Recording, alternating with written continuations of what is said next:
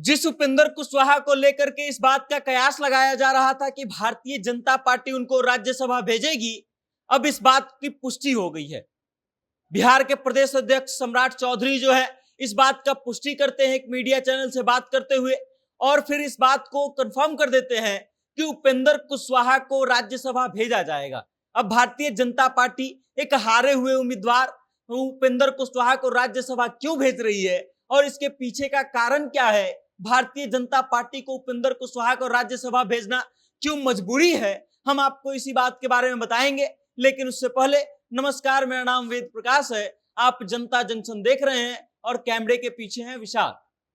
सबसे पहले तो आप ये समझिए कि उपेंद्र कुशवाहा जिस जाति से आते हैं उस जाति में उनकी पकड़ बहुत ज्यादा है और अभी तक बिहार में कोई भी सर्वमान्य कुशवाहा का चेहरा नहीं बन पाया है। उपेंद्र कुशवाहा ही एक सर्वमान्य नेता है जिनका पकड़ अपनी जाति में बहुत ज्यादा है, और इस कारण से उस वोट बैंक को साधने के लिए भारतीय जनता पार्टी या फिर यूं कहें कि एनडीए इस बात में लगी हुई है कि उपेंद्र कुशवाहा को कोई भी अहम पद दिया जाए। और इसी कारण से भारतीय जनता पार्टी के बिहार के प्रदेश अध्यक्ष सम्राट चौधरी ने एक मीडिया चैनल से बात करते हुए इस बात की पुष्टि कर दी कि उपेंद्र कुशवाहा को राज्यसभा भारतीय जनता पार्टी भेजेगी। ये तय हो चुका है।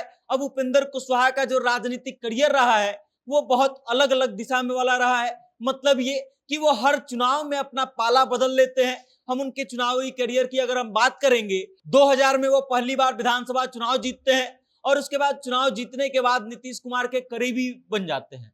2004 में उनको नेता प्रतिपक्ष जनता दल यूनाइटेड बना देती है और उसके बाद 2005 का समय आता है। 2005 में जनता दल यूनाइटेड पावर में आती है, नीतीश कुमार बनते हैं मुख्यमंत्री।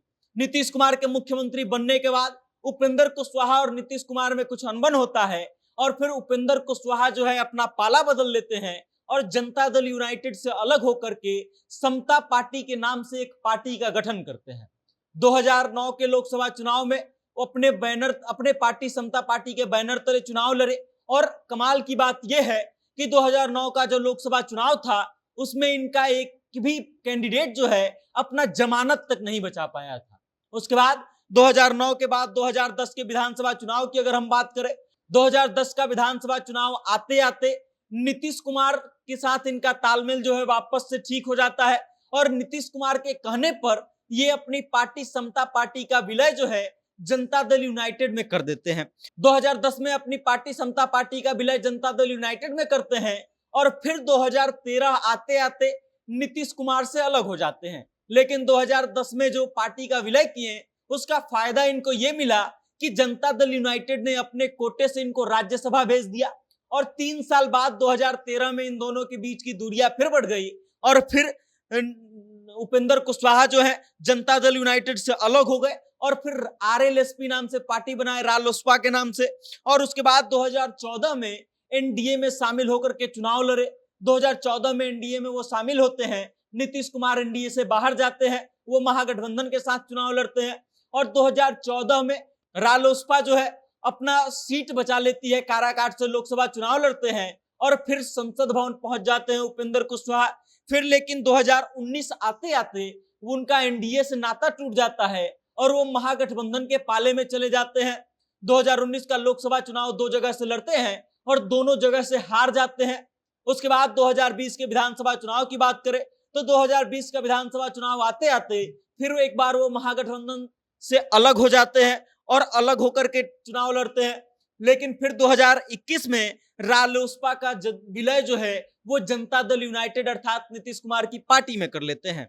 2023 में फिर से नीतीश कुमार से अलग होते हैं और फिर राष्ट्रीय लोक मोर्चा नाम से अपनी नई पार्टी का गठन करते हैं और फिर 2024 का लोकसभा चुनाव वो लड़ते हैं एनडीए में आकर। एनडीए में आकर के काराकाट से उनको चुनाव लड़ने का मौका दिया जाता है और वो तीसरे नंबर पर आते हैं और उसके बाद यानी कि काराकाट से चुनाव हारने के बाद भारतीय जनता पार्टी अब उनको अपने कोटे से राज्यसभा में भेजेगी और उसके पीछे का सीधा सीधा कारण यही है कि बिहार के कुशवाहा वोट बैंक को साधने के लिए एनडीए को यह करना मजबूरी है। अगर एनडीए ऐसा नहीं करती है और कुशवाहा वोटर इधर उधर जाते हैं तो इसका विधानसभा चुनाव में भारतीय जनता पार्टी और एनडीए को भारी नुकसान उठाना पड़ेगा और इसीलिए भारतीय जनता पार्टी जो है मजबूर है कि उपेंद्र कुशवाहा को राज्यसभा भेजना ही है। और अब इस बात की पुष्टि हो गई है कि उपेंद्र कुशवाहा आधिकारिक रूप से भारतीय जनता पार्टी के कोटे से राज्यसभा पहुंचेंगे। बाकी इस खबर को लेकर के आप क्या सोचते हैं,